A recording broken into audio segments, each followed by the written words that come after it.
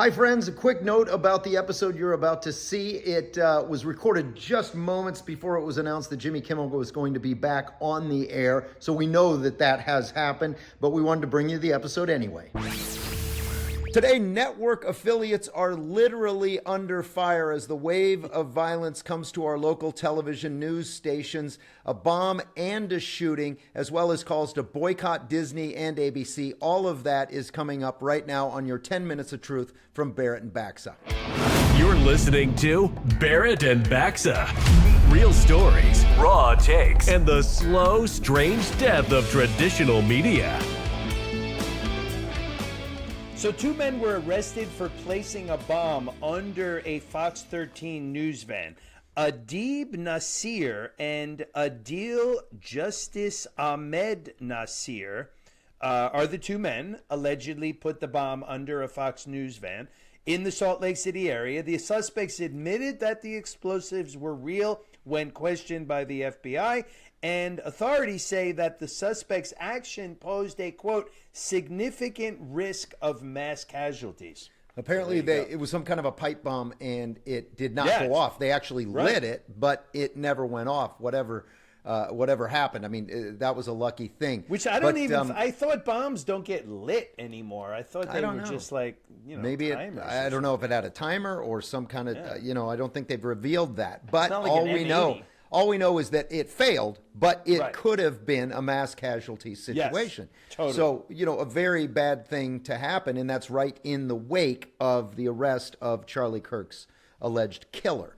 So correct. We want to start by giving you a sense of how this was covered.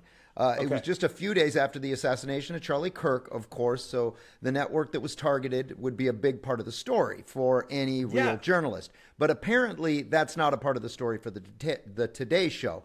Let's let you listen to how they reported it. Well, as security concerns grow across the country, really, after Charlie Kirk's fatal shooting, police say 2 Utah men are under arrest this morning for allegedly planting a bomb under a news media vehicle in Salt Lake City on Friday. Officials say the device was lit but malfunctioned and did not detonate. Authorities say the men were arrested yesterday at their home in the suburb of Magna, where police found additional explosives. The FBI is leading that investigation. Okay, all right.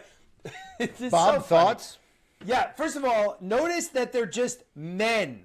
These guys are Adib Nasir and Adil Ahmed Nasir. Seems kind of relevant that these are Islamic dudes. Like, maybe this is Islamic terrorism. Seems relevant to say their names. This is not John Smith and his buddy Frank Jones. This is Adib and Ahmed, which I'm not saying that all people named Ahmed are terrorists, but in this case, Ahmed put a bomb under a thing, so it might be relevant to say their names. But if you said their names, they couldn't be considered white supremacists. Correct. That's the problem. And here's my theory on crime these days. The media does not want to report on crime committed by anyone other than white people. And so when it's not a white person, which obviously white people commit crimes all the time, but when it's not a white person, they just leave out all, like, for instance, if the story says police are searching for a man, that means it's a black man, because if it was a white man, the report would say police are searching for a white man. White always gets included. Other races get left out now, and they just conveniently left out that these are obviously Muslim men. I don't know if it's Islamic terrorism. Who knows? But that seems like an important little piece of the puzzle to maybe be put into the story. And then you had the other piece that was left out. Yeah, as a highly skilled and experienced TV reporter myself, I think the associate producer that wrote this forgot the first lesson in journalism. They forgot, that first lesson is who, what, where, when, why. They forgot the who and the why. This did not happen to a random van. They're saying placed under a van. They didn't even say that, it was targeting people and could have been a mass casualty event. So, and who were these employees? Who would they have been? They would have been a Fox affiliate. So, could that lean an toward Amazon a motive? Van. It seems obvious, or at least possible, that these guys were targeting a Fox crew and it because seems they don't unlikely like Fox. that those people would be right-leaning in their politics. Correct. Right. All of that was just accidentally left out of the Today Show report because the Today Show doesn't want to tell us things that the producers who work there don't like. And the producers who are all liberals don't like when non-white people commit crimes. So obviously they have to report it, but they're going to sanitize the F out of the story. So you have really no idea that's what who they did did. it. Yeah, they it was just sanitized a the quick, crap out of it. quick blurb. Then in Sacramento, a similar thing happened a few days later. So there's a shooting into the offices of ABC10 in Sacramento. And we're about to find out why that might matter. But I want to give you a clip from the NBC station who covered this, the shooting into their rival television studio.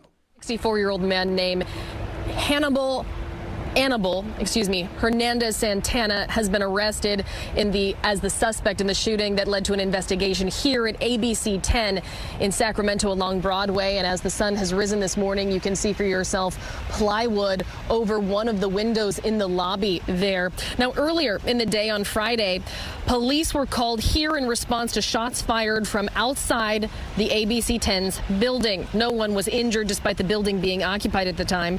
3 bullet holes were seen in the window on the building's lobby. And that's when the investigation began. Later the same day, KCRA3 saw police in the River Park neighborhood, including SWAT teams. A witness at the scene reported seeing a man tackled and then taken into custody.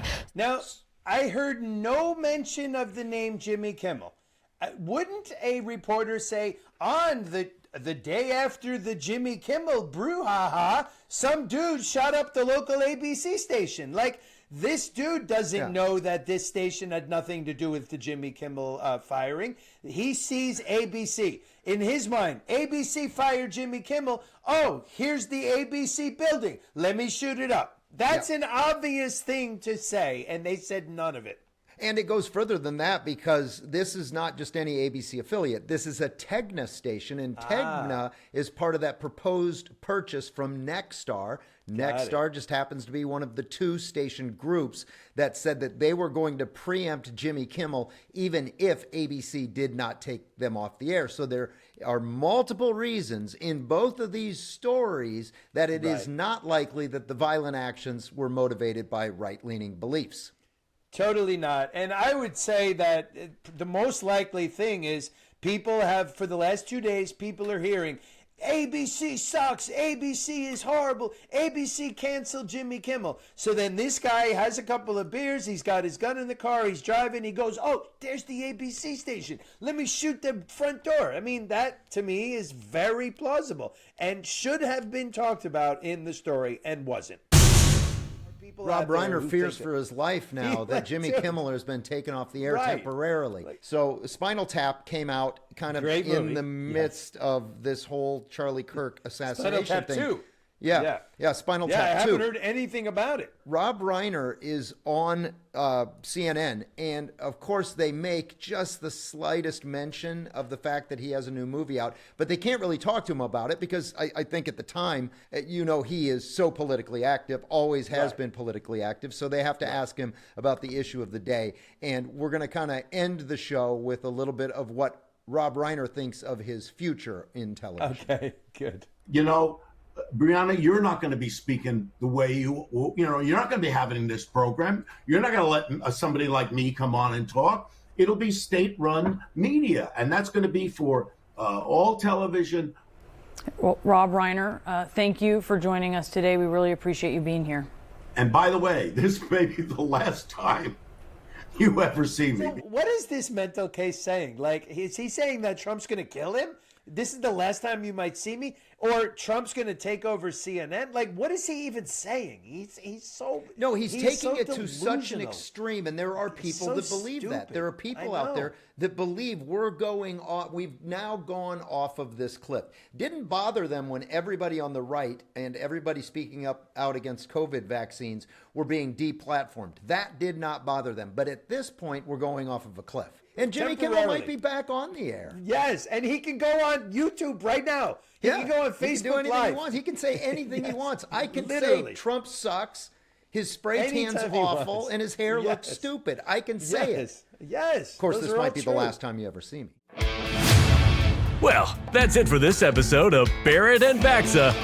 Like, subscribe, and do all that other stuff podcasts want you to do.